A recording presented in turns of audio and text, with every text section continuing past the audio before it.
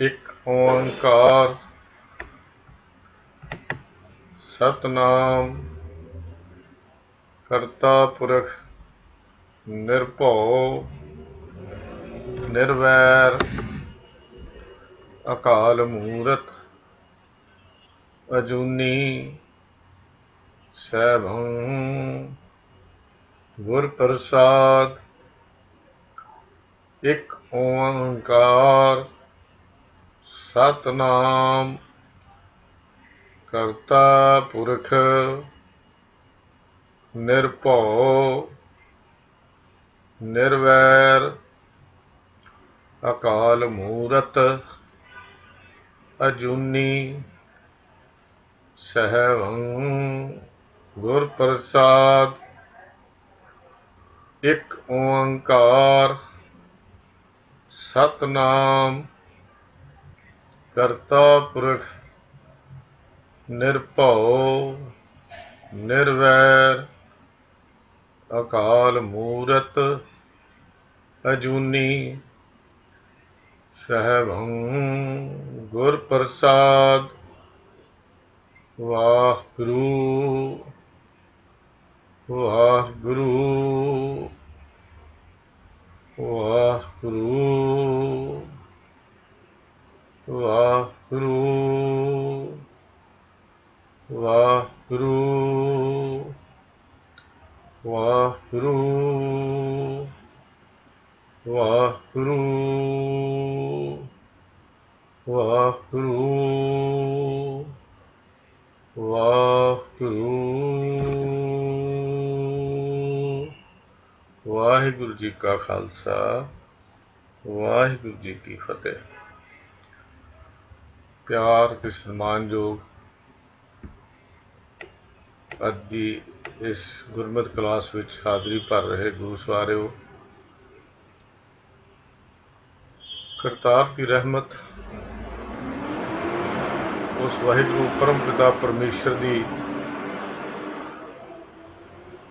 बख्शिश नाल असी सिद्ध गोष्ठ की बाणी क्लास के शुरू होने ते ही आरंभ की सी और लगातार तकरीबन अप्रैल तो लैके हुण तक ये सिद्ध गोष्ठ की बाणी की अज आपां लास्ट पौड़ी ते विचार ते पहुंचे हाँ। सतगुरु जी की बख्शिश तो बिना कोई कारज संभव नहीं होता। इस वास्ते गुरु साहबान ने कोई भी रचना कोई भी बाणी उचारण लग्या नवा राग आरंभ करन लग्या सब तो पहला मूल मंत्र का पूरा रूप या संखेप रूप जिहड़ा है वो लिखिया है। मकसद सिर्फ एको ही भी जिस करतार दीयां सिफतां ते वडियाइयां करनियां हन उस करतार दे अगे बेनती दे रूप विच ते उस दे शिव सलाह दे रूप विच ये मूल मंत्र उचारण किया जाता है और भाव भावनी लई उस अगे बेनती की जाती है। मालिक जीओ अपनी भाव भावनी विच रहिंदियां होयां रखदियां होयां असी आप जी कृपा करो असी इस काम नूं सिरे चाढ़ीए। ये बेनती का सतगुरु के अगे करी दी है जिहड़ी असी भी रोज़ मूल मंत्र राहीं गुरु मंत्र राहीं सतगुरु के अगे करदे हां। जिथे मन दी एकाग्रता जोड़न दे लई असी ये मूल मंत्र गुरु मंत्र का जाप करते हाँ उत्थे सतगुरु अगे प्रार्थना बेनती उहदा शुकराना उहदे करतार दे स्वरूप उहदे लई धन्नवाद करन लई भी असी पहला सतगुरु अगे ये शब्द पढ़ते हाँ बेनती करते हाँ। तो अज सिद्ध गोष्ठ की जो लास्ट पौड़ी है वही विचार आरंभ होनी है। आओ आपां इस पौड़ी का पाठ करिए। तेरी गत मित तू है जाने क्या को आख वखाणे तू आपे गुप्ता आपे प्रगट आपे सब रंग माणे।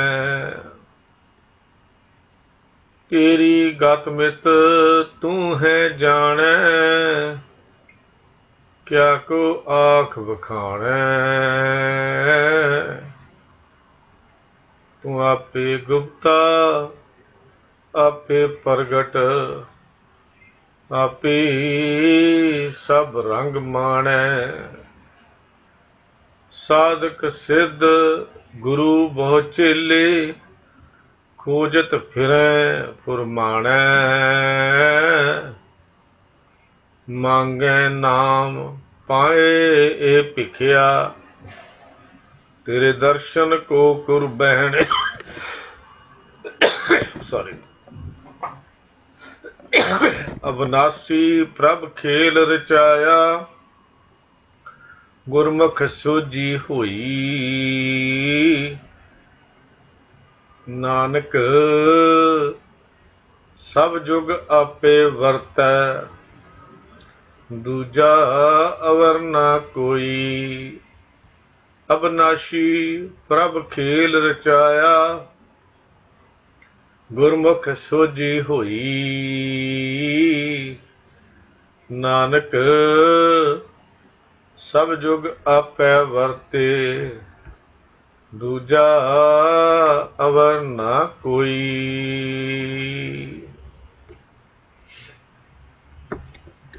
क्या कमाल दी रचना सिद्ध गोष्ठ है, क्या कमाल दी लिखन शैली सतगुरु गुरु नानक देव महाराज दी है।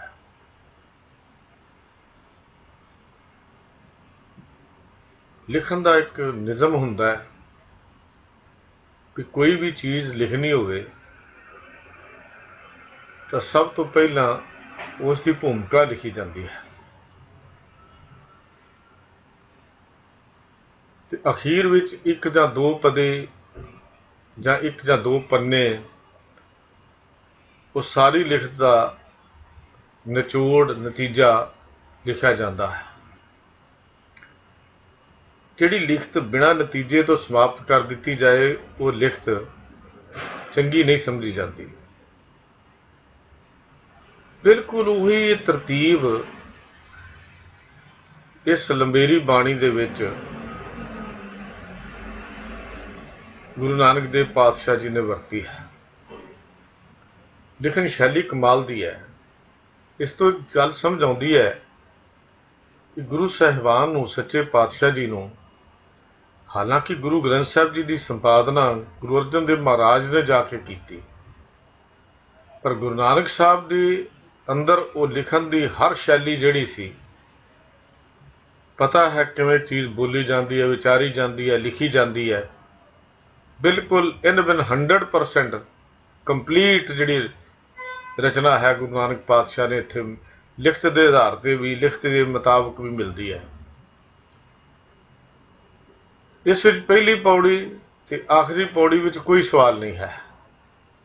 जब आपां सिद्ध गोष्ठ की बाणी नूं पढ़दे हां, पहली पौड़ी ते आखिरी पौड़ी विच कोई सवाल नहीं है। पहला पदा जां पहली पौड़ी मंगलाचरण दी सी,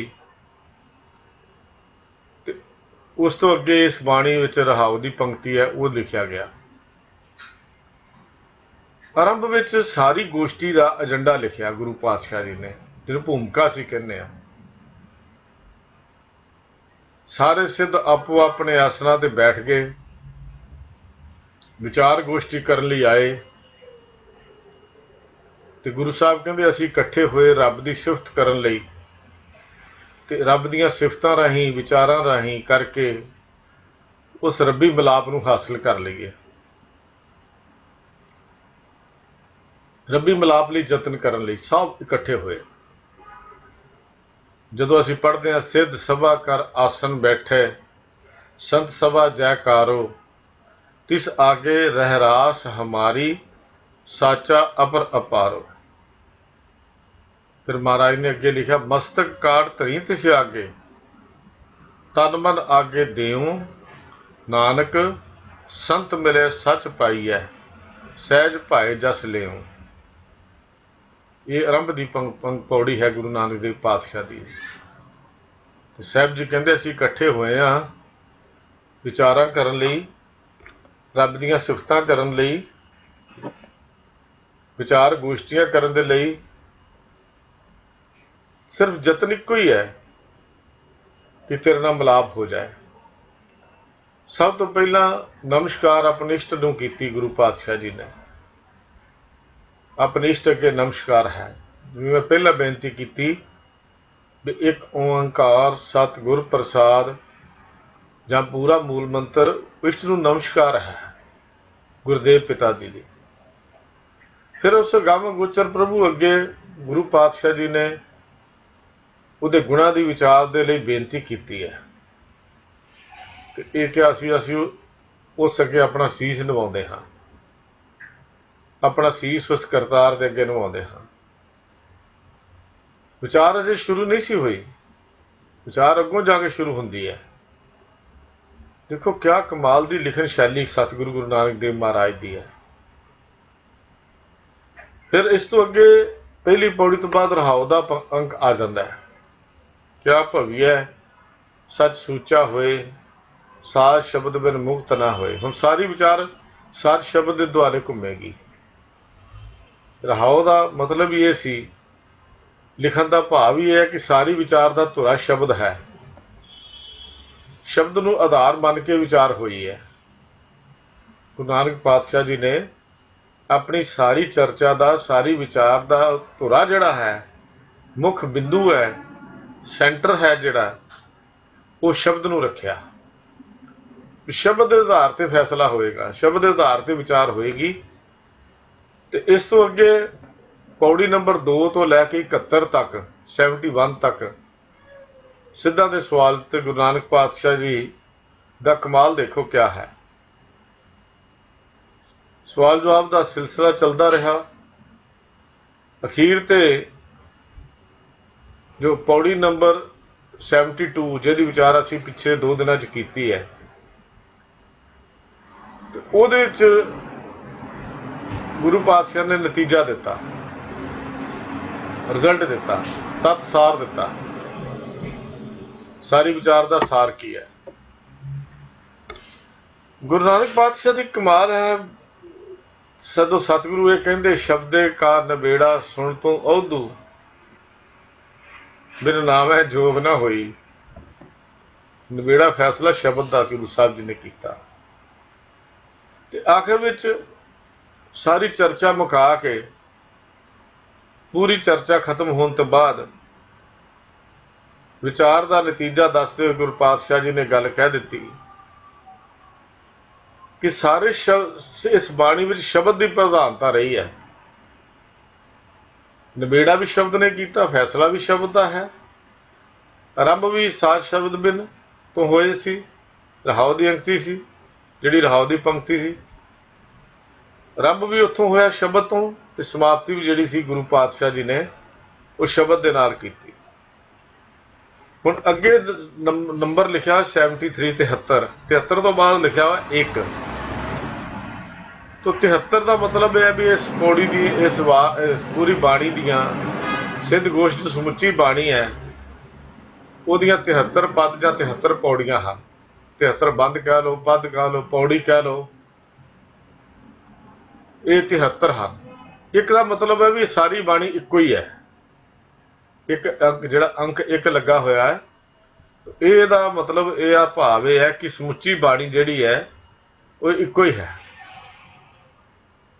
तो गुरु पातशाह जी ने अखीर ते अंक दा वेरवा जिहड़ा ला के ये सानू गल भी समझा दी।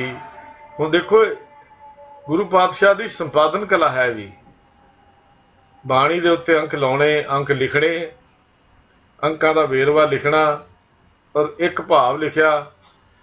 क्या कमाल दी इहो संपादना है सतगुणां दी, कितनी मेहनत है इस गल दे उत्ते। और इत्थे ये दसदा भी सारी बाणी इक्को ही है। देखो जो सुखमनी साहब असीं पढ़ते हैं, भी लमेरी बाणी है, पर उहदे ते हर अष्टपदी तो बाद अंक बदल जाता है। इसका मतलब की है कि एक अष्टपदी विच एक भाव रखा होया है, पूरे 8 बंदां दे विच एक भाव नूं दर्शाया गया। अगों फिर उहदा श्लोक लिख के उस भाव की गल की गई है। हालांकि ਉੱਥੇ ਪ੍ਰਭੂ ਦੇ ਨਾਮ ਦੀ ਪੂਰੀ ਵਿਚਾਰ ਦੀ ਗੱਲ ਕੀਤੀ ਹੈ। ਸੁਖਮਨੀ ਸੁਖ ਅੰਮ੍ਰਿਤ ਪ੍ਰਭ ਨਾਮ ਦੀ ਗੱਲ ਕੀਤੀ ਹੈ। ਪਰ ਸਾਰਿਆਂ ਦਾ ਵਿਚਾਰ ਦਾ ਹਰ ਪੱਖ ਨੂੰ ਲੈ ਕੇ, ਪਹਿਲੂ ਨੂੰ ਲੈ ਕੇ ਉਸ ਇੱਕ ਇੱਕ ਸ਼ਲੋਕ ਦੇ ਨਾਲ ਫਿਰ ਅਸ਼ਟਪਦੀਆਂ ਜਿਹੜੀਆਂ ਦਰਜ ਕੀਤੀਆਂ। ਉੱਥੇ ਵੀ ਅੰਕ ਵੀ 1 2 3 4 ਇੱਦਾਂ 24 ਚੱਲਦਾ ਜਾਂਦਾ, ਭਾਵ 24 ਅਸ਼ਟਪਦੀਆਂ ਹਨ। ਇਸ ਤਰ੍ਹਾਂ ਪਰ ਇਹ ਜਿਹੜੀ ਸਿੱਧ ਗੋਸ਼ਟ ਦੀ ਬਾਣੀ ਹੈ, ਇਹਦੇ ਵਿੱਚ 73 ਤੋਂ 1 ਲੱਗਣ ਤੋਂ ਭਾਵ ਇੱਕੋ ਬਾਣੀਆਂ ਦਾ ਭਾਵ ਇੱਕੋ ਹੀ ਚੱਲਦਾ ਆਉਂਦਾ, ਜੋ ਸ਼ੁਰੂ ਤੋਂ ਕੀਤਾ ਹੈ ਸਤਿਗੁਰੂ ਜੀ ਨੇ। ਪੌੜੀ ਨੰਬਰ 1 ਤੋਂ ਲੈ ਕੇ 73 ਤੱਕ ਇਹ ਬਾਣੀ ਜਿਹੜੀ ਹੈ ਇੱਕੋ ਮਜ਼ਮੂਨ ਦੇ ਉੱਤੇ ਚੱਲਦੀ ਹੈ। ਉਹ ਮਜ਼ਮੂਨ ਹੈ ਪ੍ਰਭੂ ਮਿਲਾਪ। ਉਹ ਮਜ਼ਮੂਨ ਸੀ ਪ੍ਰਭੂ ਮਿਲਾਪ, ਪਰਮੇਸ਼ਰ ਨਾਲ ਮਿਲਾਪ। ਉਹ ਸਤਿਗੁਰੂ ਦੇ ਨਾਲ ਮਿਲਾਪ ਕਿਵੇਂ ਹੋਏ, ਉਹਦਾ ਢੰਗ ਸੀ। ਉਹਦੇ ਬਾਰੇ ਚਰਚਾ, ਵੱਖ-ਵੱਖ ਮਤ ਚੱਲਦੇ ਰਹੇ। ਚਰਚਾ ਇੱਥੋਂ ਇਹ ਸ਼ੁਰੂ ਹੋਈ ਵੀ ਅਸੀਂ ਜੋਗੀ ਹਾਂ। ਚਰਚਾ ਇੱਥੋਂ ਸ਼ੁਰੂ ਹੋਈ ਸੀ, ਅਸੀਂ ਜੋਗੀ ਹਾਂ, ਸਿੱਧ ਹਾਂ, ਰੱਬ ਨੂੰ ਮਿਲਣਾ ਚਾਹੁੰਦੇ ਹਾਂ। ਇੱਛਾ ਤਾਂ ਸਾਰਿਆਂ ਦੀ ਸੀ ਨਾ। ਆਹ ਕੁਝ ਅਸੀਂ ਕਰਦੇ ਹਾਂ, ਆਹ ਕੁਝ ਅਸੀਂ ਤਿਆਗ ਦਿੱਤਾ, ਇਹ ਕੁਝ ਅਸੀਂ ਅਪਣਾਇਆ। ਗੁਰੂ ਨਾਨਕ ਸਾਹਿਬ ਤੋਂ ਪੁੱਛ ਰਹੇ ਆ ਵੀ ਰੱਬ ਨੂੰ ਮਿਲਣ ਦਾ ਤੁਹਾਡਾ ਕੀ ਮਾਰਗ ਹੈ? ਤੁਸੀਂ ਕਿਹੜਾ ਰਸਤਾ ਦੱਸਦੇ ਹੋ? ਕਿਹੜੇ ਕਿਹੜੇ ਗਿਆਨ ਦੀ ਲੋੜ ਹੈ? ਕਿਹੜੀਆਂ ਕਿਹੜੀਆਂ ਚੀਜ਼ਾਂ ਦੀ ਲੋੜ ਹੈ? ਉਹ ਦੱਸੋ ਸਾਨੂੰ। ਆਪੋ 'ਚ ਵਿਚਾਰ ਚਰਚਾ ਸਾਡੇ ਨਾਲ ਕਰੋ, ਰੱਬ ਦਾ ਮਿਲਾਪ ਹੋ ਜਾਏ, ਸਾਡਾ ਵੀ ਰੱਬ ਨਾਲ ਮਿਲਾਪ ਹੋ ਜਾਏ। ਤਾਂ ਇਹ ਇੱਕ ਯਤਨ ਸੀ ਜਿਹੜਾ ਸਿੱਧਾ ਨੇ ਗੱਲ ਕੀਤੀ ਗੁਰੂ ਨਾਨਕ ਦੇਵ ਪਾਤਸ਼ਾਹ ਦੇ ਨਾਲ। ਇਹਦਾ ਜਿਹੜਾ ਮੁੱਖ ਮਕਸਦ ਸੀ ਬਾਣੀ ਦਾ ਸਾਰਾ ਇਹੋ ਹੀ ਹੈ। ਤਾਂ ਸਤਿਗੁਰੂ ਜੀ ਨੇ ਇੱਥੇ ਸਾਰੀ ਬਾਣੀ 'ਚ ਇੱਕੋ ਗੱਲ ਕੀਤੀ ਕਿ ਰੱਬ ਦੇ ਗੁਣਾਂ ਨੂੰ ਜਾਣਨ ਤੋਂ ਬਿਨਾਂ, ਸਮਝਣ ਤੋਂ ਬਿਨਾਂ ਨਾਮ ਮਿਲਾਪ ਨਹੀਂ ਹੁੰਦਾ। ਬਿਨ ਨਾਵੇਂ ਜੋਗ ਨਾ ਹੋਈ। ਨਾਮ ਦਾ ਮਿਲਾਪ ਦਾ ਸੈਂਟਰ ਕੀ ਰੱਬ ਦੇ ਗੁਣਾਂ ਦੀ ਵਿਚਾਰ। ਰੱਬ ਦੇ ਗੁਣਾਂ ਦੀ ਵਿਚਾਰ ਤੋਂ ਬਿਨਾਂ ਮਿਲਾਪ ਨਹੀਂ ਹੋਣਾ। ਜਦ ਤੱਕ ਉਹਦੇ ਗੁਣ ਸਾਨੂੰ ਪਤਾ ਨਹੀਂ ਲੱਗਦੇ, ਕਿਸੇ ਦੀ ਸਾਨੂੰ ਗੁਣ ਹੀ ਨਾ ਪਤਾ ਹੋਣ, ਉਹਦੀ ਬਾਰੇ ਸਾਨੂੰ ਜਾਣਕਾਰੀ ਨਾ ਹੋਵੇ, ਉਦੋਂ ਅਸੀਂ ਦੇਖ ਪਛਾਣ ਦੀ ਗੱਲ ਕਰ ਸਕੀਏ, ਤਾਂ ਫਿਰ ਉਹਦੇ ਨਾਲ ਮਿਲਾਪ ਕਿਵੇਂ ਹੋਏਗਾ? ਤਾਂ ਉਹਦੇ ਨਾਲ ਕਹਿੰਦੇ ਮਿਲਾਪ ਨਹੀਂ ਹੋਣਾ। ਤਾਂ 72ਵੀਂ ਪੌੜੀ ਵਿੱਚ ਸਤਿਗੁਰੂ ਜੀ ਨੇ ਕੱਲ੍ਹ ਜਿਹੜਾ ਸੀ ਇਹ ਸਾਰਾ ਹੀ ਫੈਸਲਾ ਦਿੱਤਾ ਸੀ ਵੀ ਮਿਲਾਪ ਜਿਹੜਾ ਹੈ ਉਹ ਗੁਰੂ ਦੇ ਗੁਣਾਂ ਦੇ ਵਿਚਾਰ ਨਾਲ ਹੋਣਾ ਹੈ। ਸ਼ਬਦੇ ਕਾ ਨਿਬੇੜਾ ਸੁਣ ਤੂੰ ਉਹਦੂ ਬਿਨ ਨਾਮ ਹੈ ਜੋਗ ਨਾ ਹੋਈ। ਵੀ ਉਹਦੇ ਗੁਣਾਂ ਦੀ ਵਿਚਾਰ ਤੋਂ ਬਿਨਾਂ ਮਿਲਾਪ ਨਹੀਂ ਹੁੰਦਾ। ਤੇ ਹੁਣ ਆਖਰੀ ਪੌੜੀ ਵਿੱਚ ਗੁਰੂ ਨਾਨਕ ਦੇਵ ਪਾਤਸ਼ਾਹ ਜੀ ਨੇ, ਸਤਿਗੁਰੂ ਜੀ ਨੇ ਉਸ ਮਾਲਕ ਅੱਗੇ ਪ੍ਰਾਰਥਨਾ ਕੀਤੀ ਹੈ। ਉਸ ਅੱਗੇ ਇੱਕ ਬੇਨਤੀ ਦੇ ਕਰਕੇ ਸ਼ੁਕਰਾਨਾ ਕੀਤਾ ਹੈ। ਪ੍ਰਾਰਥਨਾ ਸ਼ੁਕਰਾਨੇ ਦੇ ਰੂਪ ਵਿੱਚ ਇੱਕ ਪ੍ਰਾਰਥਨਾ ਹੈ। ਸ਼ੁਕਰਾਨਾ ਕਰਨ ਦਾ ਢੰਗ ਵੀ ਕਿਆ ਨਿਆਰਾ ਹੈ, ਕਿਆ ਨਿਰਾਲਾ ਢੰਗ ਹੈ ਗੁਰੂ ਨਾਨਕ ਦੇਵ ਮਹਾਰਾਜ ਦਾ। ਸਾਨੂੰ ਵੀ ਦੱਸਿਆ ਸ਼ੁਕਰਾਨਾ ਕਿਵੇਂ ਕਰਨਾ ਹੈ। ਸਤਿਗੁਰੂ ਜੀ ਨੇ ਇਸ ਪੌੜੀ ਰਾਹੀਂ ਦੱਸਿਆ ਸ਼ੁਕਰਾਨਾ ਕਰਨਾ ਕਿਵੇਂ ਹੈ। ਸਤਿਗੁਰੂ ਜੀ ਨੇ ਕਿਹਾ ਤੇਰੀ ਵਿਚਾਰ ਚਰਚਾ ਕੀਤੀ ਹੈ, ਪਰ ਮਾਲਕ ਤੇਰੇ ਗੁਣਾਂ ਦਾ ਅੰਤ ਪਾਉਣ ਦਾ ਕੋਈ ਇਰਾਦਾ ਨਹੀਂ ਹੈ, ਕਿਉਂਕਿ ਤੇਰੇ ਗੁਣਾਂ ਦਾ ਅੰਤ ਕੋਈ ਪਾ ਨਹੀਂ ਸਕਦਾ। ਤੇਰੇ ਗੁਣਾਂ ਦੇ ਅੰਤ ਤੱਕ ਕੋਈ ਪਹੁੰਚ ਹੀ ਨਹੀਂ ਸਕਦਾ। ਤੂੰ ਕਿੱਡਾ ਵੱਡਾ ਹੈ, ਕਿੱਡਾ ਹੈ, ਇਹ ਗੱਲ ਅਸੀਂ ਦੱਸ ਹੀ ਨਹੀਂ ਸਕਦੇ। ਕਿੰਨਾ ਨਿਮਾਣਾਪਣ ਗੁਰੂ ਮਹਾਰਾਜ ਨੇ ਇੱਥੇ ਦਿਖਾਇਆ। ਗੁਰੂ ਬਾਬੇ ਕੋਲ ਸਭ ਕੁਝ ਹੋਣ ਦੇ ਬਾਵਜੂਦ ਵੀ, ਹਰ ਗੱਲ ਸਰਵ ਕਲਾ ਸਮਰੱਥ ਹੋਣ ਦੇ ਬਾਵਜੂਦ ਵੀ ਆਪਣੇ ਆਪ ਲਈ ਇਹੋ ਹੀ ਕਹਿੰਦੇ ਨੇ ਕਿ ਹੇ ਵਾਹਿਗੁਰੂ, ਹੇ ਪ੍ਰਭੂ, ਤੇਰੇ ਗੁਣਾਂ ਦੀ ਵਿਚਾਰ ਅਸੀਂ ਨਹੀਂ ਕਰ ਸਕਦੇ। ਦੇਖੋ ਇਹਦੂ ਵੱਡੀ ਨਿਮਰਤਾ ਕੋ ਹੈ ਹੋਰ? ਸਾਰੇ ਗੁਣਾਂ ਦਾ ਮਾਲਕ ਹੁੰਦਿਆਂ ਗੁਰੂ ਨਾਨਕ ਦੇਵ ਪਾਤਸ਼ਾਹ ਜੀ ਅੱਜ ਸ਼ੁਕਰਾਨਾ ਕਿਵੇਂ ਕਰ ਰਹੇ ਹਨ? ਕਹਿੰਦੇ ਨੇ ਮਾਲਕ ਵੀ ਤੇਰੇ ਗੁਣਾਂ ਦੀ ਵਿਚਾਰ ਅਸੀਂ ਕਰ ਹੀ ਨਹੀਂ ਸਕਦੇ। ਇਹ ਇੱਕ ਮਾਰਗਦਰਸ਼ਨ ਹੈ ਵਿਚਾਰਵਾਨਾਂ ਲਈ, ਗੋਸ਼ਟੀ ਕਰਨ ਵਾਲਿਆਂ ਲਈ। ਸਾਡੇ ਵਰਗੇ ਜਿਹੜੇ ਚਰਚਾ ਦੇ ਵਿੱਚ ਆਮ ਫਸੇ ਰਹਿੰਦੇ ਹਾਂ, ਉਹਨਾਂ ਦੇ ਇੱਕ ਮਾਰਗਦਰਸ਼ਨ ਹੈ ਗੁਰੂ ਪਾਤਸ਼ਾਹ ਜੀ ਦਾ ਵੀ ਚਰਚਾ ਕਿਵੇਂ ਹੁੰਦੀ ਹੈ। ਤੇ ਗੁਰੂ ਨਾਨਕ ਪਾਤਸ਼ਾਹ ਨੇ ਤੇ ਮਾਰਗਦਰਸ਼ਨ ਕੀਤਾ। ਵਿਚਾਰਾਂ ਕਰਨ ਵਾਲੇ ਜਿਹੜੇ ਵਿਦਵਾਨ ਹਨ, ਕਿਤੇ ਇਹ ਨਾ ਸਮਝ ਬੈਠਣ ਕਿ ਸਾਨੂੰ ਬੜਾ ਗਿਆਨ ਹੈ, ਅਸੀਂ ਬੜੇ ਸਿਆਣੇ ਹਾਂ, ਸਾਨੂੰ ਤਾਂ ਸਭ ਕੁਝ ਆਉਂਦਾ ਹੈ, ਅਸੀਂ ਤਾਂ ਸਭ ਕੁਝ ਜਾਣਦੇ ਹਾਂ। ਅੱਜ ਇਹੋ ਗੱਲ ਹੀ ਹੁੰਦੀ ਹੈ ਨਾ ਵਿਦਵਾਨਾਂ ਵਿੱਚ। ਅੱਜ ਜੋ ਕੁਝ ਸੋਸ਼ਲ ਮੀਡੀਆ ਤੇ ਇੱਕ ਦੂਜੇ ਦੀ ਮਿੱਟੀ ਪੁੱਟੀ ਜਾ ਰਹੀ ਹੈ, ਮਾਫ ਕਰਨਾ ਮੈਂ ਲਫ਼ਜ਼ੇ ਵਰਤ ਰਿਹਾ, ਕਿ ਜੋ ਕੁਝ ਮਿੱਟੀ ਪੁੱਟੀ ਜਾ ਰਹੀ ਹੈ, ਇਹ ਸਿਰਫ ਆਪਣੀ ਵਿਦਵਤਾ ਦੇ ਮਾਣ ਕਰਕੇ ਹੈ, ਆਪਣੀ ਸਿਆਣਪ ਦੇ ਮਾਣ ਤੇ ਹੈ। ਸਾਨੂੰ ਗਿਆਨ ਬਹੁਤ ਹੈ, ਅਸੀਂ ਬਹੁਤ ਕੁਝ ਜਾਣਦੇ ਹਾਂ, ਅਸੀਂ ਸਭ ਕੁਝ ਸਿੱਖ ਲਿਆ ਹੈ। ਜੋ ਕਿ ਅੱਜ ਹਰ ਬੰਦਾ ਆਪਣੇ ਆਪ ਨੂੰ ਸਭ ਕਹਤੇ ਹੈ ਪਾਇਆ, ਸਾਰੇ ਕਹੀ ਜਾਂਦੇ ਅਸੀਂ ਪਾ ਲਿਆ, ਅਸੀਂ ਪਾ ਲਿਆ। ਘੱਟ ਆਪਣੇ ਆਪ ਨੂੰ ਘੱਟ ਕੋਈ ਵੀ ਨਹੀਂ ਕਹਾਉਂਦਾ, ਰੱਬ ਤੋਂ ਨੇੜੇ ਦੀ ਗੱਲ ਹੀ ਨਹੀਂ ਕਰਦਾ ਕੋਈ। ਪਰ ਗੁਰੂ ਨਾਨਕ ਪਾਤਸ਼ਾਹ ਨੇ ਐਡੀ ਲੰਬੀ ਵਿਚਾਰ ਕਰਕੇ ਜੋਗੀਆਂ ਦੇ ਨਾਲ, ਸਿੱਧਾਂ ਦੇ ਨਾਲ, ਕਿਤੇ ਨਹੀਂ ਕਿਹਾ ਇਹ ਗੱਲ। ਤੋ ਵਿਚਾਰਵਾਨਾਂ ਲਈ ਇੱਕ ਮਾਰਗਦਰਸ਼ਨ ਸੀ ਗੁਰੂ ਨਾਨਕ ਦੇਵ ਮਹਾਰਾਜ ਦਾ, ਜਿਹੜਾ ਸਿੱਧ ਗੋਸ਼ਟ ਦੀ ਬਾਣੀ ਦਰਸਾਇਆ ਗਿਆ। ਹੁਣ ਇਹ ਜਿਹੜੀ ਪੌੜੀ ਹੈ ਲਾਸਟ, ਇਹ ਇੱਕ ਮਾਰਗਦਰਸ਼ਨ ਹੈ ਸਾਡੇ ਲਈ ਵੀ। ਧਰਮ ਪ੍ਰਚਾਰ ਦੇ ਖੇਤਰ ਵਿੱਚ ਵਿਚਰ ਰਹੇ ਹਰ ਵਿਅਕਤੀ ਲਈ ਇੱਕ ਮਾਰਗਦਰਸ਼ਨ ਕਰਦੀ ਹੈ। ਭਲਿਆ ਦੇਖੀ ਕਿਤੇ ਆਪਣੇ ਵਿਚਾਰਾਂ ਤੇ ਮਾਨ ਨਾ ਕਰ ਲੈ। ਵਿਚਾਰ ਤੇਰੇ ਨਹੀਂ ਹਨ, ਵਿਚਾਰ ਤੇਰੇ ਗੁਰੂ ਦੇ ਹਨ, ਪਰ ਕਿਤੇ ਆਪਣੀ ਵਿਦਵਤਾ ਦੇ ਵਿੱਚ ਆ ਕੇ ਗੁਰੂ ਦੇ ਵਿਚਾਰ ਵੀ ਨਾ ਬਦਲ ਬੈਠੇ।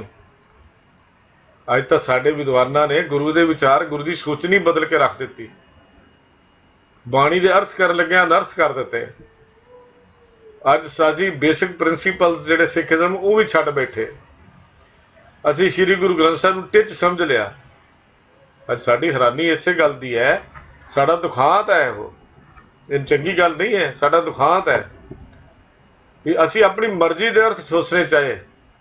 ਅਸੀਂ ਅੰਮ੍ਰਿਤ ਵੇਲੇ ਦੇ ਅਰਥ ਬਦਲ ਦਿੱਤੇ, ਅਸੀਂ ਹਰ ਚੀਜ਼ ਨੂੰ ਬਦਲ ਕੇ ਰੱਖ ਦਿੱਤਾ, ਅਸੀਂ ਜਨਮ ਮਰਨ ਦਾ ਸੰਕਲਪ ਬਦਲ ਦਿੱਤਾ, ਅਸੀਂ ਆਤਮਾ ਮਨ ਦੀ ਹੋਂਦ ਖਤਮ ਕਰ ਦਿੱਤੀ। ਆਤਮਾ ਦੀ ਕੋਈ ਚੀਜ਼ ਨਹੀਂ, ਇੱਥੋਂ ਤੱਕ ਲਿਖ ਦਿੱਤਾ ਲਿਖਤਾਂ ਵਿੱਚ। ਇਹ ਕਿੱਥੋਂ ਪੈਦਾ ਹੋਈਆਂ ਚੀਜ਼ਾਂ? ਆਪਣੇ ਹੰਕਾਰ ਵਿੱਚੋਂ, ਆਪਣੇ ਅਭਿਮਾਨ ਵਿੱਚੋਂ, ਆਪਣੀ ਵਿਦਵਤਾ ਦੇ ਉੱਤੇ ਲਿਖਣ ਵਾਲੇ ਨੇ ਆਪਣੀ ਕਲਮ ਤੇ ਮਾਨ ਕੀਤਾ ਹੈ। ਪਰ ਇਹ ਨਹੀਂ ਪਤਾ ਕਿ ਇਹ ਗੁਰੂ ਦੇ ਵਿਚਾਰਾਂ ਨਾਲ ਮੇਲ ਨਹੀਂ ਖਾਂਦਾ। ਸਤਿਗੁਰੂ ਨੇ ਇੰਨਾ ਕੁਝ ਕਿਹਾ, ਇੰਨੇ ਔਖੇ ਪ੍ਰਸ਼ਨ ਸੀ ਸਿੱਧ ਗੋਸ਼ਟ ਦੇ, ਜਿਨ੍ਹਾਂ ਦਾ ਜਵਾਬ ਵੀ ਨਹੀਂ ਸੀ ਦਿੱਤਾ ਜਾ ਸਕਦਾ, ਇੱਕ ਆਮ ਵਿਅਕਤੀ ਸੋਚ ਵੀ ਨਹੀਂ ਸਕਦਾ। ਪਰ ਗੁਰੂ ਸਾਹਿਬ ਜੀ ਦੀ ਦੂਰ ਦ੍ਰਿਸ਼ਟੀ, ਉਸ ਮਾਲਕ ਦੇ ਨਾਲ ਉਹ ਭੇਦਤਾ। ਪਰ ਫਿਰ ਵੀ ਗੁਰੂ ਪਾਤਸ਼ਾਹ ਨੇ ਨਿਮਾਣਾਪਨ ਕਿੰਨਾ ਹੈ। ਤਾਂ ਗੁਰੂ ਪਾਤਸ਼ਾਹ ਨੇ ਇਸ ਬਾਣੀ ਅੰਦਰ ਸਾਡੇ ਵਰਗੇ ਵਿਚਾਰਵਾਨਾਂ ਲਈ ਇੱਕ ਮਾਰਗਦਰਸ਼ਨ ਵੀ ਕੀਤਾ ਹੈ ਕਿ ਚਰਚਾ ਇਉਂ ਹੁੰਦੀ ਹੈ, ਕਾਹਲੇ ਪੈ ਕੇ ਨਹੀਂ ਹੁੰਦੀ, ਆਪਣੇ ਵਿਚਾਰ ਠੋਸ ਕੇ ਨਹੀਂ ਹੁੰਦੀ, ਆਪਣੇ ਵਿਚਾਰਾਂ ਨੂੰ ਕਿਸੇ ਉੱਤੇ ਦਬਾ ਕੇ ਨਹੀਂ ਹੁੰਦੀ। ਪਹਿਲਾਂ ਸਵਾਲ ਸੁਣੇ, ਇਹ ਆਪ ਕੋਈ ਸਵਾਲ ਨਹੀਂ ਕੀਤਾ ਸਾਰੀ ਬਾਣੀ ਵਿੱਚ ਗੁਰੂ ਪਾਤਸ਼ਾਹ ਜੀ ਨੇ। ਦੇਖੋ ਗੁਰੂ ਪਾਤਸ਼ਾਹ ਦੀ ਕਮਾਲ ਦੀ ਦੇਖੋ। ਅਸੀਂ ਚਰਚਾ 'ਚ ਬੈਠਦੇ ਆ ਨਾ, ਪਹਿਲਾਂ ਕਿਸ ਤਰ੍ਹਾਂ ਇੱਕ ਸਵਾਲ ਕਰੇ, ਤੈਨੂੰ ਉਹਦੇ ਅੱਗੇ ਰੱਖਦੇ, ਤੂੰ ਪਹਿਲਾਂ ਇਹਦਾ ਜਵਾਬ ਦੇ। ਇਹ ਚਰਚਾ ਦਾ ਢੰਗ ਨਹੀਂ ਸੀ। ਗੁਰੂ ਪਾਤਸ਼ਾਹ ਨੇ ਜਿਹੜੀ ਗੱਲ ਸਾਨੂੰ ਸਮਝਾਈ ਵੀ ਜੇ ਕੋਈ ਸਵਾਲ ਚਰਚਾ 'ਚ ਆਇਆ ਤਾਂ ਉਹਦਾ ਜਵਾਬ ਦੇਣਾ ਸਿੱਖੀਏ, ਨਾ ਕਿ ਉਹਨੂੰ ਅੱਗੋਂ ਸਵਾਲ ਕਰ ਦਈਏ। ਤੋ ਇਹ ਇੱਕ ਐਸੀ ਵਿਦਵਤਾ ਭਰੀ, ਦਲੀਲਾਂ ਭਰੀ ਬਾਣੀ ਜਿਹੜੀ ਸਿੱਧ ਗੋਸ਼ਟ ਹੈ, ਇਹ ਤੱਤ ਹੈ ਸਾਡਾ ਜੀਵਨ ਦਾ, ਜੋ ਇਹਦੇ ਵਿੱਚ ਦਰਸਾਇਆ ਗਿਆ ਸੀ। ਤਾਂ ਗੁਰੂ ਸਾਹਿਬ ਜੀ ਨੇ ਇਹਦੇ ਲਈ ਮਾਰਗਦਰਸ਼ਨ ਕੀਤਾ ਸਾਡੇ ਵਿਚਾਰਵਾਨਾਂ ਦੇ ਲਈ। ਵਿਚਾਰ ਕਰਨ ਵਾਲੇ ਵਿਦਵਾਨ ਕਿਤੇ ਇਹ ਸਮਝਣਾ ਬੈਠਣਗੇ ਸਿਆਣੇ ਆ, ਅਸੀਂ ਵਿਦਵਾਨ ਹਾਂ, ਮੇਰੇ ਵਰਗਾ ਕੋਈ ਹੈ ਨਹੀਂ, ਅਸੀਂ ਸਭ ਤੋਂ ਵੱਧ ਜਾਣਦੇ ਹਾਂ। ਤੇ ਸਤਿਗੁਰੂ ਜੀ ਨੇ ਅਕਸਰ ਇਸ ਵਿਚਾਰ ਚਰਚਾ ਜੋ ਕੁਝ ਹੁੰਦਾ ਹੈ ਉਹਦਾ ਦ੍ਰਿਸ਼ ਖਿੱਚ ਕੇ ਹੁਣ ਸਾਨੂੰ ਗੁਰੂ ਸਾਹਿਬ ਜੀ ਨੇ ਅੱਜ ਦੀ ਬਾਣੀ ਅੰਦਰ ਉਸ ਪਰਮੇਸ਼ਰ ਦੇ ਸ਼ੁਕਰਾਨੇ ਦੀ ਗੱਲ ਕੀਤੀ। ਲੋ ਗੁਰੂ ਸਾਹਿਬ ਦੇਖੋ ਕੀ ਕਹਿੰਦੇ, ਅਸੀਂ ਸਾਡੀ ਸੋਚ ਕਿਹੋ ਜਿਹੀ ਹੈ, ਸਾਡੇ ਵਿਚਾਰ ਕਿਹੋ ਜਿਹੇ ਹਨ, ਤੇ ਗੁਰੂ ਸਾਹਿਬ ਜੀ ਦੀ ਸੋਚ ਕਿੱਥੇ ਖੜੀ ਹੈ। ਉਹ ਸਿੱਧ ਗੋਸ਼ਟ ਦੀ ਆਖਰੀ ਪੌੜੀ ਦੇ ਵਿੱਚ ਗੁਰੂ ਸਾਹਿਬ ਜੀ ਨੇ ਤੋਂ ਪਹਿਲੀ ਗੱਲ ਜਿਹੜੀ ਪੰਕਤੀ ਹੈ ਉਹਦੇ 'ਚ ਕਿਹਾ, ਤੇਰੀ ਗਤ ਮਿਤ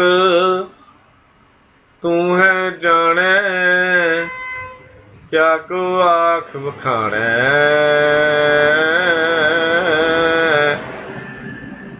ਤੂੰ ਹੈ ਨਹੀਂ, ਤੂੰ ਹੈ ਬਿੰਦੀ ਲਾ ਕੇ ਉਚਾਰਨ ਹੋਣਾ, ਜਾਣੇ ਦੇ ਉੱਤੇ ਬਿੰਦੀ ਲਾ ਕੇ ਉਚਾਰਨ ਹੋਣਾ। ਤੂੰ ਹੀ ਜਾਣਦਾ ਹੈ। ਇੱਥੇ ਇਹਦੇ 'ਚ ਕੁਝ ਸ਼ਬਦ ਇੱਦਾਂ ਦੇ ਹਨ ਜਿਨ੍ਹਾਂ ਦੇ ਉਚਾਰਨ ਦਾ ਸਮਝ ਕੇ ਹੀ ਸਾਨੂੰ ਅੱਗੇ ਇਹਦੇ ਅਰਥ ਸਮਝ ਆਉਣਗੇ। ਤੋ ਸਤਿਗੁਰੂ ਜੀ ਇੱਥੇ ਗਤ ਦਾ ਅਰਥ ਹੁੰਦਾ ਹਾਲਤ, ਮਿੱਤ ਦਾ ਅਰਥ ਹੁੰਦਾ ਮਿੰਤੀ। ਵੀ ਮਹਾਰਾਜ ਤੂੰ ਕਿਹੋ ਜਿਹਾ ਹੈ। ਅਸੀਂ ਤਾਂ ਸਿਰਫ ਚਰਚਾ ਕਰਕੇ ਕੁਝ ਗੁਣ ਤੇਰੇ ਕਹਿਣ ਦਾ ਯਤਨ ਕੀਤਾ, ਇੱਕ ਨਿਮਾਣਾ ਜਿਹਾ ਯਤਨ ਹੈ ਸਾਡਾ ਵਿਚਾਰ ਤੇਰੇ ਅੰਤ, ਸਾਡਾ ਖਿਆਲ ਤੇਰੇ ਅੰਤ ਪਾਉਣਾ ਨਹੀਂ ਹੈ। ना ही असीं तेरे अंत वल जाण की गल कीती है। क्यों? क्यों तेरा तो अंत पै ही नहीं सकता। तू तो बेअंत है। जिहदे लई बेअंत लफ्ज़ वरत्या कि ਉਹਦਾ अंत कित्थे है?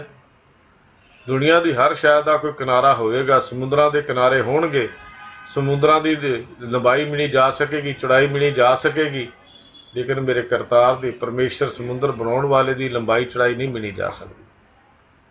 वो तो पसारा ही एडा है। ये गल गुरु पातशाह जी ने केवल इत्थे नहीं लिखी।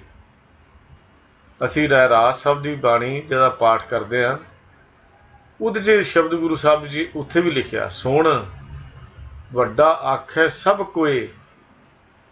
सुण, सुण ते विश्राम लगता है। सुण, सुन के वड्डा आखै सब कोई, केवड वड्डा डीठा होए, कीमत पाए ना कहा जाए, कहने वाले तेरे रहे समाए। तेरी कीमत नहीं पाई जा सकती, ना ही तेरे उस विस्तार को बयान किया जा सकता। बस तेरे गुण गाउंदियां गाउंदियां कहंदियां कहंदियां विचारवान तेरे गुणों में लीन हो जान। विचार का यह ढंग है। वड्डे मेरे साहिबा गहर गंभीरा गुणी गहीरा, कोई न जाने तेरा केता केवड़ चीरा। चीरा का अर्थ का विस्तार। तेरा किड्डा विस्तार है, दस सकता कोई? कोई ना जाने, कोई नहीं, कोई ताकत नहीं। जे असीं रब की होंद तो ही मुनक्कर हो जाइए, रब है ही नहीं, तो फिर दसो असीं गुरमत की विचारधारा के खरे उतरते हैं कि असीं गुरु की विचारधारा को पूरा समझ लिया है। सतगुरु जी तो कहते वड्डे मेरे साहिबा गहर गंभीरा गुणी गहीरा, गुणा नाल भरिया होया गुणी गहीरा, कोई ना जाने तेरा केता केवड़ चीरा। हाँ, सब सुरती मिल सुरत कमाई, सब कीमत मिल कीमत पाई, ज्ञानी ध्यानी गुर गुर हाई, कह न जाई तेरी तिल वड्याई। तिल किड्डा क दाना हुंदा। सारे मिल के ज्ञानवान विचारवान सब बैठ जान, सारे ध्यानी ध्यान तो आने वाले हर बंदा बैठ जाए, सारे कहते कहते ने, पर मेरे मालिका मेरे परमेश्वर तेरे तो गुण इन्ने ने, तेरिया वड्याइयां इन्नियां ने कि एक तिल जिन्नी भी तेरे वड्याई नहीं कर सकते। एक तिल जिन्नी भी तेरी वड्याई असीं नहीं कर सकते। तू एडा वड्डा है, तेरा एडा विस्तार है, तेरा एडा चीरा है। महाराज सच्चे पातशाह कहते तू किहो जिहा है, किहो जिहा किन्ना वड्डा है। ये प्रभु ये गल तू आप ही जानदा है।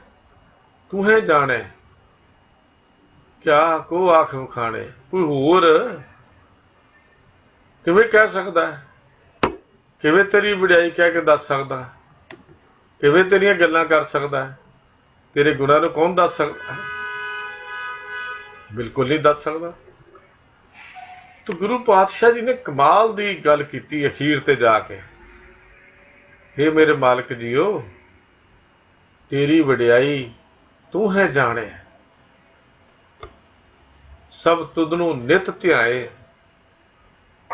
तेनू ध्याउंदे हन पर तेरी वड्याई तू आप ही जानता है। जिसनू तुद भावे तिसनू तू मिले, तेरी मर्जी है। जन नानक सो थाए पाए, तेरी मर्जी है कि थाए पाना है।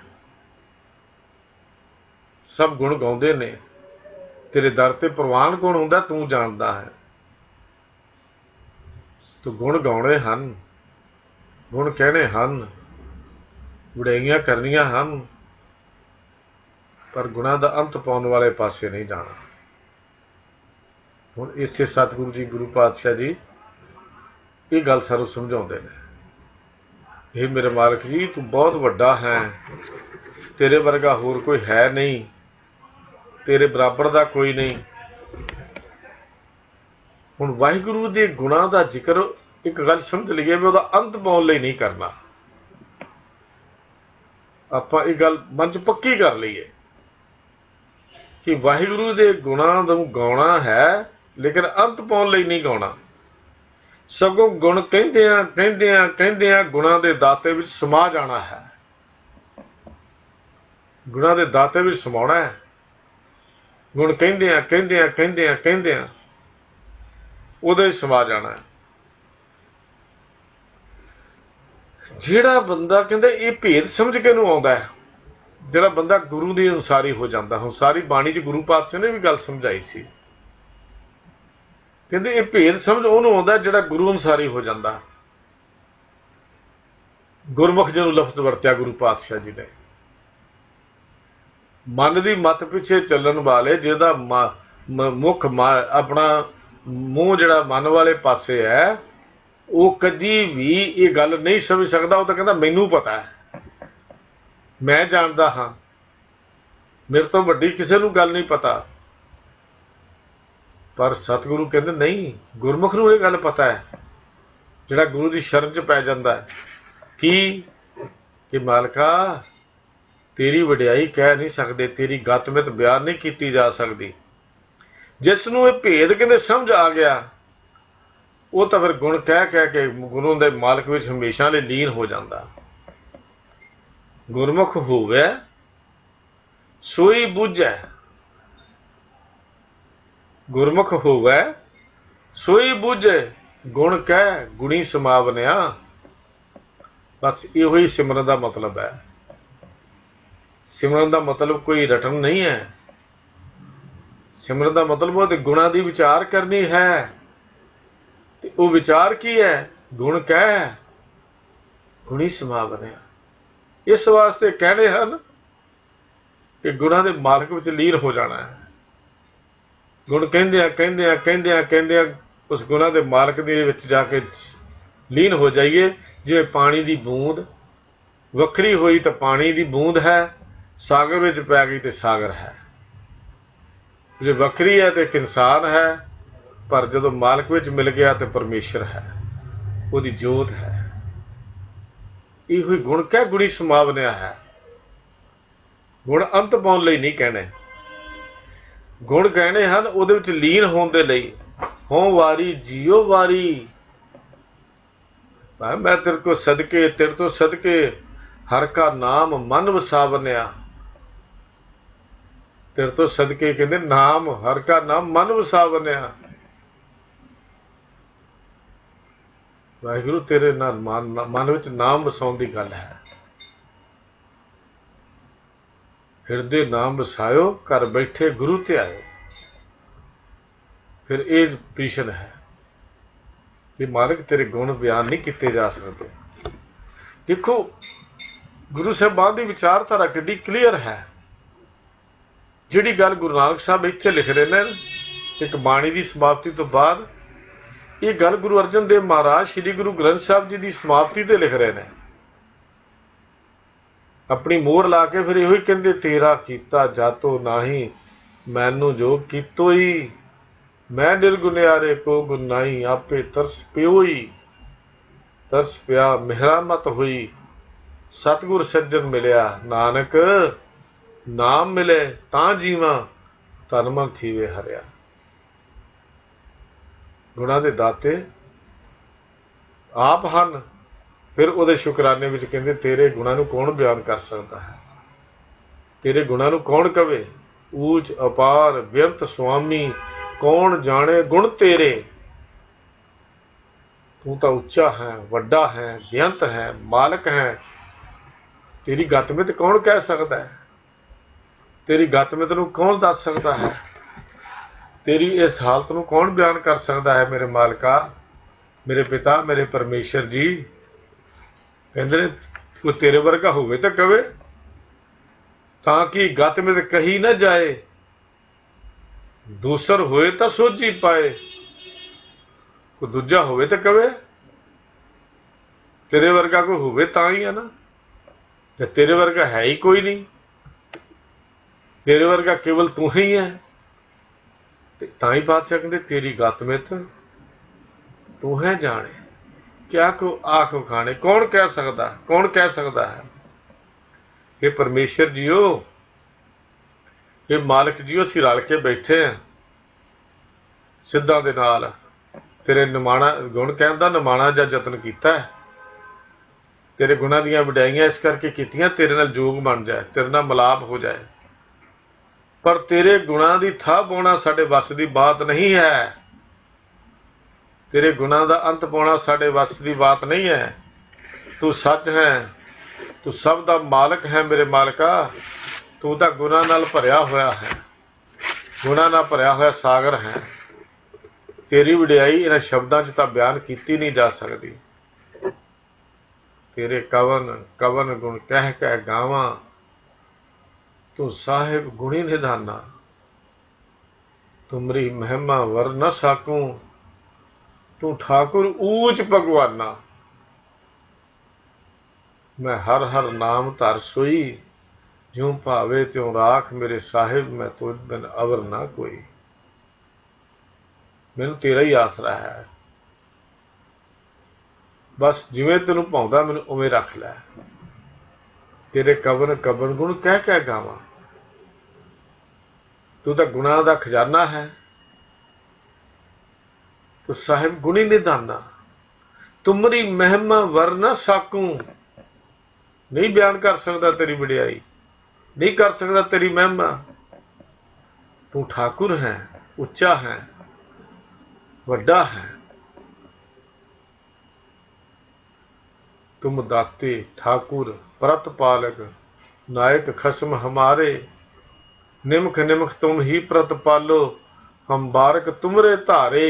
जिहबा एक कवन गुण कही है, बेशुमार बेअंत स्वामी तेरो अंत ना किन्हीं लईयै।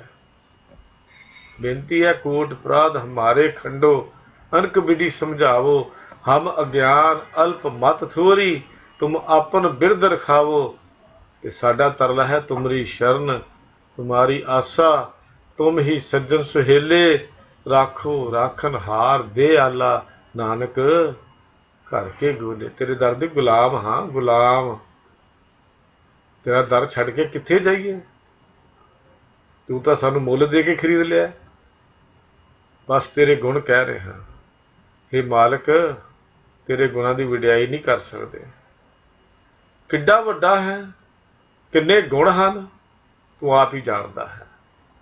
मेरी की पाया है कि तेनू तेरे वड्डेपन का अंदाजा ला लवां, तेरे गुणों का अंदाजा ला लवां, क्योंकि तेरे जिड्डा होर कोई है ही नहीं। कोई शरीक होवे तेरा तां ही तेनू दस सके ना। शरीक का मतलब तेरे बराबर का। तू कितना वड्डा है, तेरे वर्गा तू आप ही है। तेरी वडियाई तू है जानदा, तुद जेवड़ अवर ना कोई। तुद जेवड़ होर शरीक होवे तां आखिए, तुद जेवड़ तू है होई। गुरु अमरदास जी का बोल है विहागड़ा राग विच। मालक, मैं तो सारे समुद्रां दे पानी की स्याही बना लवां, सारी बनस्पति दीयां कलमां बना लवां, सारी धरती नूं तेरे गुण लिखण लई कागज बना लवां, तां भी तेरे गुणां दा अंत नहीं पा सकते। तां भी तेरे गुण दे लिख नहीं सकते, तां भी तेरे गुणां नूं असीं बयान नहीं कर सकते। क्यों कबीर, सात समुंदर मस करूं, कलम करूं बन राए। वसुधा कागद जो करूं, हर जस लिख ना जाए। तेरा हर जस लिखा नहीं जा सकता। ये एक ढंग गुरु पातशाह का शुकराने का किड्डा कमाल का है। इन्नी लंबी बाणी, इन्ने गुणों की विचार, इन्ने डूंघे सवालों के उत्तर दे के शुकराना बेनती तरला किस ढंग नाल कीता जा रहा है। गुरु के प्यार वालिओ, सतगुरु को सिक्ख्या लैनी चाहिए है। सतगुरु की बाणी तो सीखण नूं मिलदा बड़ा कुछ। जे अजे भी सानू अपने गुणां ते मान है ना, अपने सवेरे उठण का मान है, अपने नितनेमी होने का मान है, अपने प्रचारक होने का मान है, अपने आप नूं सिख कहाउण दा भी नहीं मेरे तो वड्डा सिख कोई नहीं, ये मान है, तो फिर असी गुरु के दर ते प्रवार नहीं होना, नहीं प्रवार होना। क्यों? क्योंकि सतगुरु की बख्शिश तो बिना कुछ भी हासिल नहीं होता। सतगुरु जी कह लगे भी तेरी गत मित तू है जाने। हे मेरे वाहिगुरु जी तू किहो जिहा है, किड्डा वड्डा है, ये गल तू आप ही जानता है। क्या को आखण होर कोई किवें कह के दस सकदा है? फिर की अगे पा सकदे? तू आपे गुप्ता आपे प्रगट आपे सब रंग माणै। हे मेरे वाहिगुरु संसार विच गुप्त भी तू आप ही है ते दिसदे हुए पसारे विच प्रगट रूप विच भी तू आप है। तू सूक्ष्म भी है, तू स्थूल भी है, दोहां रूपों विच विचरदा है संसार विच। गुप्ता छुपिया होया, प्रगट सामने दिसदा होया। आपे सब रंग माणे, सारे रंग जो संसार विच हो रहा है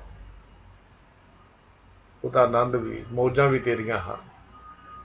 खेड भी तो तू आप ही खिडौना है, खेड भी तो सार मालका तेरी है ना, सारी सारी तेरी खेड है। सारे रंग विच तू आप ही समोया होया है। ये जन्म ये मरण ये दुख ये सुख सब तेरे हुक्म में चलता है।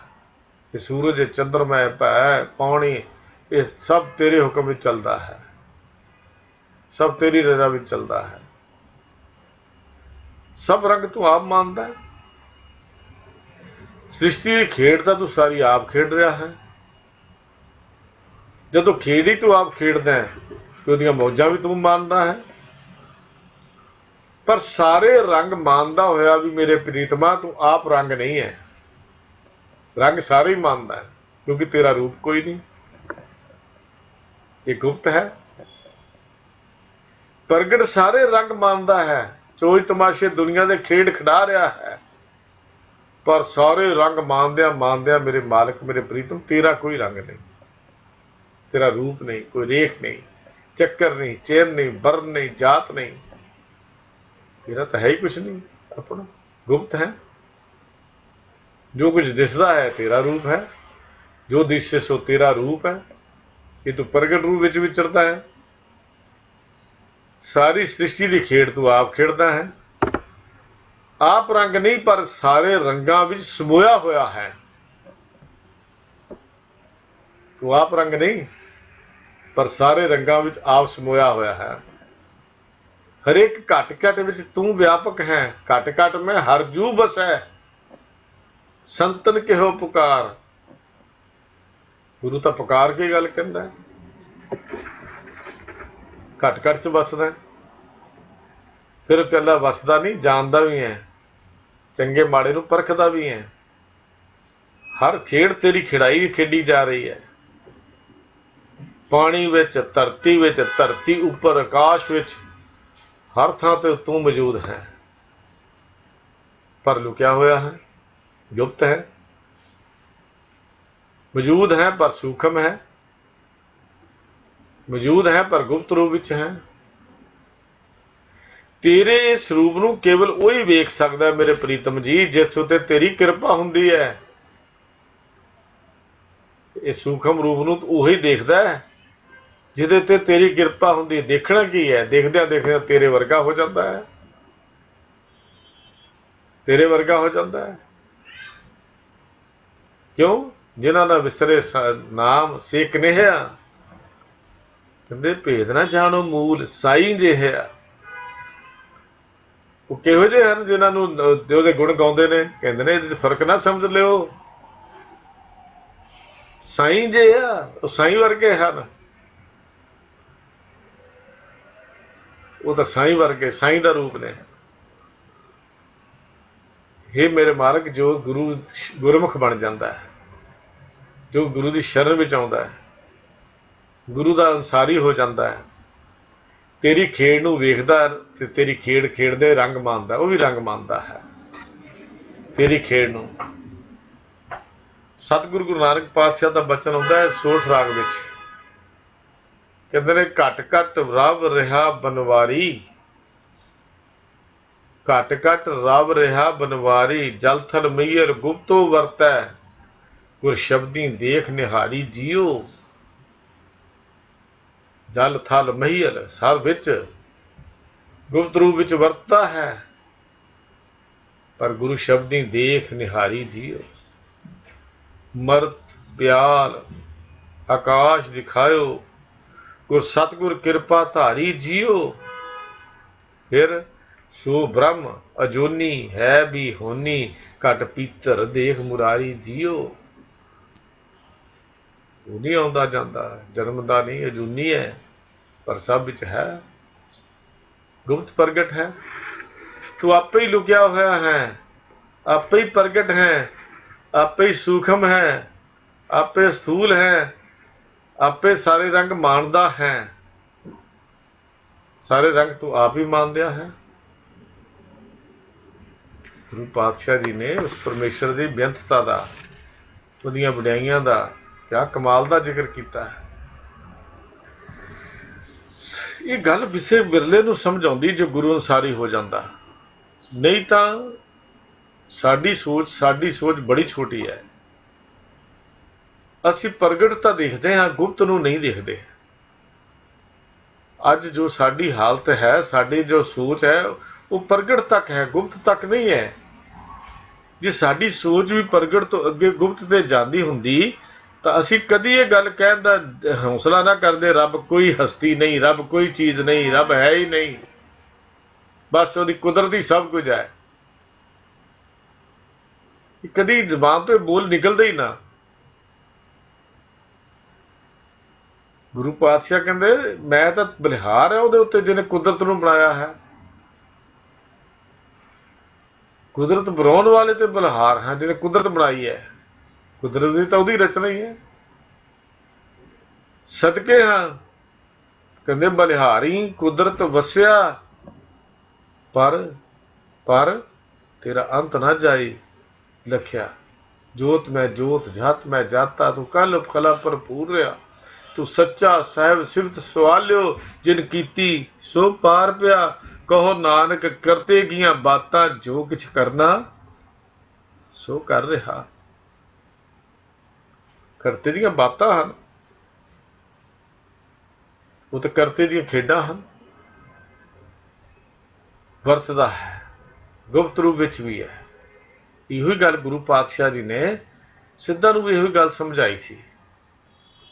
सिद्धो रब जंगलों विच नहीं, रब केवल कंध मूल खाण विच नहीं।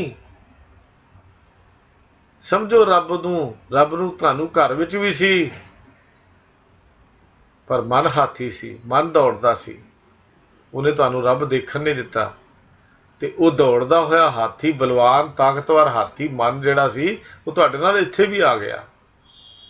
इस करके तुहानूं अजे तक मिलाप की गल समझ नहीं आई। तुसीं उहनूं गुप्त प्रगट दे गुप्त रूप दा देखिया नहीं, प्रगट रूप देखिया है। तो पर सतगुरु जी इत्थे हुण कहंदे ने मालक नहीं नहीं नहीं, बिल्कुल नहीं, तू आपे ही है। गुप्त रूप विच भी तू आप है, प्रगट रूप विच भी तू आप है। हर थां दे उत्ते तू आप वसिया होया है। तेरी इस बेअंतता का जिक्र शब्दों में नहीं हो सकता। बस इको ही लफ्ज बाकी है, बेअंत बेअंत बेअंता बेअंत गुण तेरे। बेअंता कोई अंत नहीं, कि तेरे गुणों का भी कोई अंत नहीं, तेरा भी कोई अंत नहीं, तेरे गुणों का भी कोई अंत नहीं। पर हे मेरे मालक, ये खेडां दा खेडदा तू रंग देखदा भी है। जगत तमाशे नूं आप खिडा रहा है, जगत तमाशे नूं तू आप खिडा रहा है, आप वरता रहा है, आप कर रहा है। तो हे मेरे मालक जीओ, संसार तेरे तो बिना है नहीं। ये गल कह देनी रब है ही नहीं, किने देखिया भोलिया, अखां विच जोत कदी देखी तू? ਜਿੱਦਣ ਨਾ ਰਹੀ ਉਦਣ ਪਤਾ ਲੱਗੇਗਾ ਅੱਖਾਂ 'ਚ ਕੋਈ ਜੋਤ ਸੀ। ਕਿਹਦੇ ਨਾਲ ਵੇਖਦਾ ਰਿਹਾ? ਕਦੀ ਦੇਖਿਆ? ਸਰੀਰ ਦੀਆਂ ਅੰਦਰੀਆਂ ਨਾੜੀਆਂ ਨੂੰ ਕਦੀ ਝਾਤ ਮਾਰ ਕੇ ਦੇਖਿਆ ਹੀ? ਤੈਨੂੰ ਦਿਸਦੀਆਂ ਕਿਵੇਂ ਤੇਰੇ ਖੂਨ ਦਾ ਫਲੋ ਚੱਲਦਾ ਹੈ? ਕਦੀ ਦੇਖਿਆ? ਪਰ ਜਿੱਦਾਂ ਰੁਕ ਗਿਆ ਉਦੋਂ ਪਤਾ ਲੱਗੇਗਾ। ਸਮਝ ਤਾਂ ਉਹਦੀ ਬੇਅੰਤਤਾ ਦੀ ਉਦੋਂ ਹੀ ਆਉਂਦੀ ਹੈ ਜਦੋਂ ਸਿਰ ਤੇ ਪੈਂਦੀ ਹੈ। ਕਾਦਰ ਕਾਦਰ ਕਾਦਰ ਨੂੰ ਦੀ ਹੋਂਦ ਤੋਂ ਕਦੀ ਮੁਨੱਕਰ ਨਹੀਂ ਹੋਇਆ ਜਾ ਸਕਦਾ, ਨਾ ਹੀ ਇਸ ਕਾਦਰ ਦੀ ਹੋਂਦ ਨੂੰ ਕਦੀ ਤਿਆਗਿਆ ਜਾ ਸਕਦਾ ਹੈ। ਹਾਂ, ਇਹ ਸਾਡੀ ਸੋਚ ਛੋਟੀ ਸੀ, ਅਸੀਂ ਉਸ ਕਾਦਰ ਤੱਕ ਪਹੁੰਚ ਨਾ ਸਕੇ ਤੇ ਕਹਿ ਦਿੱਤਾ ਕਾਦਰ ਹੈ ਹੀ ਨਹੀਂ, ਬਸ ਕੁਦਰਤੀ ਸਭ ਕੁਛ ਹੈ। ਦਿਸਦਾ ਹੋਇਆ ਸਾਨੂੰ ਦਿਸ ਪਿਆ, ਪਰ ਗੁਰੂ ਕੇ ਪਿਆਰ ਵਾਲਿਓ ਜੋ ਨਹੀਂ ਸੀ ਦਿਸਦਾ ਉਹਦੀ ਹੋਂਦ ਤੋਂ ਹੀ ਮੁਨੱਕਰ ਹੋ ਗਿਆ। ਪਰ ਗੁਰੂ ਨਾਨਕ ਨਹੀਂ ਹੋਏ, ਗੁਰੂ ਨਾਨਕ ਨਹੀਂ ਹੋਏ। ਗੁਰੂ ਨਾਨਕ ਕਹਿੰਦੇ ਨੇ ਤੂੰ ਆਪ ਗੁਪਤ ਰੂਪ ਵਿੱਚ ਵਰਤ ਰਿਹਾ ਹੈ, ਤੂੰ ਆਪ ਪ੍ਰਗਟ ਰੂਪ ਵਿੱਚ ਵਰਤ ਰਿਹਾ ਹੈ, ਆਪਣੇ ਸਾਰੇ ਰੰਗਾਂ ਨੂੰ ਮਾਣਦਾ ਹੈ। ਉਹਦੀ ਬੇਅੰਤਤਾ, ਉਹਦੀ ਵਿਸ਼ਾਲਤਾ ਗੁਰੂ ਪਾਤਸ਼ਾਹ ਨੇ ਜ਼ਿਕਰ ਕੀਤਾ। ਪਰਮੇਸ਼ਰ ਦੀ ਵਿਸ਼ਾਲਤਾ ਤੇ ਬੇਅੰਤਤਾ ਨੂੰ ਸੱਚਮੁੱਚ ਸਮਝਣਾ ਇਹ ਆਮ ਮਨੁੱਖ ਦੀ ਬਾਤ ਨਹੀਂ ਹੈ। ਪਰ ਜਿਹੜਾ ਗੁਰੂ ਅਨੁਸਾਰੀ ਹੋ ਜਾਂਦਾ, ਜਿਹਨੂੰ ਗੁਰਮੁਖ ਲਫ਼ਜ਼ ਗੁਰੂ ਸਾਹਿਬ ਜੀ ਨੇ ਬਾਰ-ਬਾਰ ਵਰਤਿਆ ਇਸ ਬਾਣੀ ਦੇ ਵਿੱਚ ਵੀ, ਫਿਰ ਕਹਿੰਦੇ ਗੁਰਮੁਖ ਰੋਮ ਰੋਮ ਹਰਿ ਧਿਆਵੇ। ਉਹਨੂੰ ਪਤਾ ਲੱਗਦਾ ਹੈ, ਉਹ ਤਾਂ ਹਰ ਰੋਮ ਰੋਮ ਵਿੱਚ ਵਸਿਆ ਹੋਇਆ। ਉਹਦੇ ਜੀਵਨ ਦੇ ਵਿੱਚ ਸਿਰਫ ਸ਼ੁਕਰਾਨਾ ਹੈ, ਸਿਰਫ ਸ਼ੁਕਰਾਨਾ, ਇਸ ਤੋਂ ਅੱਗੇ ਹੋਰ ਕੁਛ ਨਹੀਂ। ਉਹ ਜਿਹਨੂੰ ਇਹ ਸਮਝ ਆ ਜਾਂਦੀ ਹੈ, ਉਹ ਫਿਰ ਕਹਿੰਦਾ ਆਖਾਂ ਜੀਵਾਂ ਬਿਸਤਰੇ ਮਰ ਜਾਊਂ। ਫਿਰ ਉਹ ਇਹ ਗੱਲ ਕਹਿੰਦਾ ਮੇਰਾ ਜੀਵਨ ਉਨੀ ਦੇਰ ਹੈ ਤੇਰੀ ਵਡਿਆਈਆਂ ਕਰਦਾ ਹਾਂ, ਜਦੋਂ ਤੇਰੀਆਂ ਵਡਿਆਈਆਂ ਨਹੀਂ ਕਹਿੰਦਾ ਮੇਰੀ ਮੌਤ, ਆਤਮਿਕ ਮੌਤ ਹੋ ਜਾਂਦੀ ਹੈ।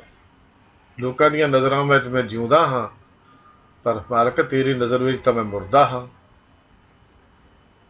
ਕਿਉਂ? ਤੇਰੇ ਗੁਣਾਂ ਦੀ ਸਮਝ ਨਹੀਂ ਪਾਈ, ਗੁਣਾਂ ਦੀ ਵਡਿਆਈ ਨਹੀਂ ਕੀਤੀ, ਗੁਣਾਂ ਨਾਲ ਜੁੜੇ ਨਹੀਂ। ਤਾਂ ਸਤਿਗੁਰੂ ਜੀ ਜਿਹੜੀ ਉਸ ਦੀ ਵਿਸ਼ਾਲਤਾ ਦੀ ਗੱਲ ਕਰਦੇ ਆ, ਕਿਉਂਕਿ ਸਿੱਧਾਂ ਨਾਲ ਚਰਚਾ ਹੋ ਰਹੀ ਸੀ, ਸਿੱਧਾਂ ਦੀ ਸੋਚ ਛੋਟੀ, ਜਿੰਨੀ ਕੁ ਸੋਚ ਸੀ ਉਹਨਾਂ ਮੁਤਾਬਕ ਉਹਨਾਂ ਆਪਣੇ ਸਵਾਲ ਅੱਗੇ ਰੱਖੇ। ਹੁਣ ਸਾਰਾ ਕੁਝ ਸਮਝਾਉਣ ਤੋਂ ਬਾਅਦ ਹੁਣ ਫਿਰ ਉਹਨਾਂ ਦੇ ਉਸ ਪਰਮੇਸ਼ਰ ਦੇ ਸਰੂਪ ਦੀ ਗੱਲ ਕੀਤੀ ਹੈ ਕਿ ਤੇਰੀ ਗਤ ਮਿਤ ਤੂੰ ਹੈ ਜਾਣਿਆ, ਕਿਆ ਕੋ ਆਖ ਵਿਖਾਣੇ, ਨਹੀਂ ਕਹਿ ਸਕਦੇ। ਤੇਰੀ ਕਿੱਡਾ ਮਿੰਤੀ ਹੈ, ਆਕਾਰ ਕਿੱਡਾ, ਵਿਸ਼ਾਲਤਾ ਕਿੱਡੀ ਹੈ, ਤੇਰੀ ਲੰਬਾਈ ਕਿੰਨੀ ਹੈ, ਚੌੜਾਈ ਕਿੰਨੀ ਹੈ, ਤੂੰ ਕਿਹੋ ਜਿਹਾ ਹੈ, ਰੂਪ ਕਿਹੋ ਜਿਹਾ। ਅਸੀਂ ਹੀ ਕਹਿ ਸਕਦੇ ਰੂਪ ਨਾ ਰੇਖਾ ਰੰਗ ਕਿਛ ਤ੍ਰਹਿ ਗੁਣ ਤੇ ਪ੍ਰਭ ਭਿੰਨ, ਇਹੀ ਕਹਿ ਸਕਦੇ ਹਾਂ। ਅਸੀਂ ਹੀ ਕਹਿ ਸਕਦੇ ਹਾਂ ਚੱਕਰ ਚਿਹਨ ਬਰਨ ਜਾਤ ਪਾਤ ਰਹਿ ਜੇ, ਰੂਪ ਰੰਗਾ ਰੇਖ ਭੀਖ ਕੋ ਕਹਿ ਨ ਸਕਤ ਕੇ, ਅਚਲ ਮੂਰਤ ਅਨੁਭਵ ਪ੍ਰਕਾਸ਼ ਅਨੁਤੋਜ ਕਹੀਜੈ, ਕੋਟ ਇੰਦਰ ਇੰਦਰਾਨ ਸ਼ਾਹ ਸ਼ਹਾਨ ਗਨੀਜੈ, ਤ੍ਰਿਭੁਵਨ ਮਹੀਪ ਸੁਰ ਨਰ ਸੁਰ ਨੇਤ ਨੇਤ ਬੰਦ ਤ੍ਰਿਨ ਕਹਿਤ, ਤਵ ਸਰਬ ਨਾਮ ਕਥੈ ਕਵਨ ਕਰਮ ਨਾਮ ਵਰਨ ਸਮਤ। ਕੌਣ? ਤੇਰੇ ਨਾਂ ਹੀ ਨਹੀਂ ਪਤਾ, ਗੁਣ ਤਾਂ ਛੱਡੋ ਤੁਸੀਂ, ਕੇਵਲ ਤੇਰੇ ਕਰਮ ਕੰਮਾਂ ਵੱਲ ਦੇਖ ਕੇ ਕੁਝ ਨਾਮ ਲੈਣ ਦਾ ਯਤਨ ਕੀਤਾ, ਕੁਝ ਨਾਮ, ਔਰ ਸਾਰੇ ਨਾਮ ਹੀ ਤਾਂ ਹਨ ਜਾਪ ਸਾਹਿਬ ਦੀ ਬਾਣੀ ਵਿੱਚ। ਪਰ ਕਹਿੰਦੇ ਕੁਝ ਨਾਮ ਲੈਣ ਦਾ ਯਤਨ ਕੀਤਾ, ਕਿਹੜੇ ਤੇਰੇ ਕਰਮ ਨਾਮ ਹਨ ਜਿਹੜੇ ਤੇਰੇ ਕੰਮਾਂ ਵੱਲ ਨੂੰ ਦੇਖਿਆ। ਤੂੰ ਮੌਤ ਰਹਿਤ ਹੈ, ਅਕਾਲੇ ਲਫ਼ਜ਼ ਕਹਿ ਦਿੱਤਾ। ਤੂੰ ਕਿਰਪਾ ਦਾ ਘਰ ਹੈ, ਕਿਰਪਾਲੇ ਲਫ਼ਜ਼ ਕਹਿ ਦਿੱਤਾ। ਕਰੁਣਾਲਿਆ ਹੈ, ਦੁਸ਼ਮਣਾਂ ਨੂੰ ਮਾਰਨ ਵਾਲਾ ਰਕਾਲਿਆ ਹੈ, ਖਲਖੰਡਨ ਹੈ। ਬਸ ਤੇਰੇ ਕਰਮ ਨਾਮ ਦੇਖ ਕੇ ਗੁਣ ਕੀਤੇ। ਤੇਰੇ ਸਾਰੇ ਨਾਮ ਬਿਆਨ ਨਹੀਂ ਕਰ ਸਕਦੇ। ਇਹ ਮਾਲਕ ਤੂੰ ਆਪੇ ਗੁਪਤਾ ਹੈ, ਆਪੇ ਪ੍ਰਗਟ ਹੈ, ਆਪੇ ਰੰਗ ਮਾਨਦਾ ਹੈ, ਪਰ ਤੇਰੀਆਂ ਖੇਡਾਂ ਨੂੰ, ਤੇਰੇ ਚੋਝਾਂ ਨੂੰ ਅਸੀਂ ਬਿਆਨ ਨਹੀਂ ਕਰ ਸਕਦੇ।